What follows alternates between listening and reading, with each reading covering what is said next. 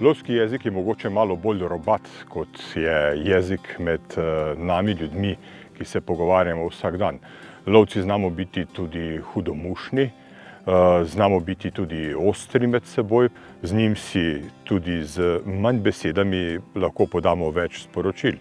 Naprimer, mi si nikoli ne voščimo srečno ali lep dan želim, raje si rečemo dober pogled, ravno cel, pa včasih glej, da ne boš falil. Najprej poštenje. Pošten odnos do narave, do živali, spoštovanje naravnih zakonov, spoštovanje pravice do življenja, potem pogum, delavnost in sodelovanje z ljudmi, ki ne mislijo tako kot ti in imajo različne interese, kot jih imaš ti kot lovec.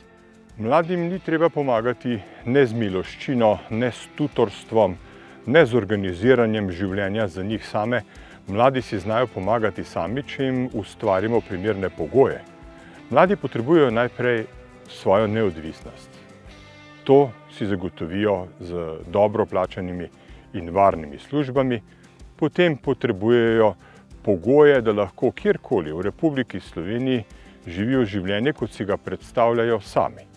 Mladi potrebujejo to, da jih spoštujemo, da jih poslušamo, da ravnamo tako, kot oni menijo, da je za njihovo generacijo prav, in najmanj rabijo pa to, da jim s svojimi nasveti iz nekih naših preteklih izkušenj poskušamo ukrojiti njihovo prihodnost.